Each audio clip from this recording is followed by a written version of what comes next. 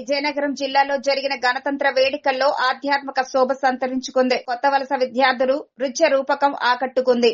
జిల్లా police parade ground లో కొత్త వలస జిల్లా పరిషత్ ఉన్నత పాఠశాల విద్యార్థులు ప్రదర్శించిన పైడితల్లి అమ్మవారి నృత్య రూపకం ప్రత్యేక ఆకర్షణగా నిలిచింది. ఉత్తరాంధ్ర ఎలవేల్పు చరిత్రను, అమ్మవారి విశిష్టతను చాటుతూ చిన్నారులు చేసిన నృత్యం ప్రేక్షకులను మంత్రముగ్ధులను చేసింది. సాంప్రదాయ దుస్తుల్లో అమ్మవారి రూపాలను తలపిస్తూ వారు చేసిన ప్రదర్శన వేడుకల్లో ఆధ్యాత్మిక శోభను నింపింది.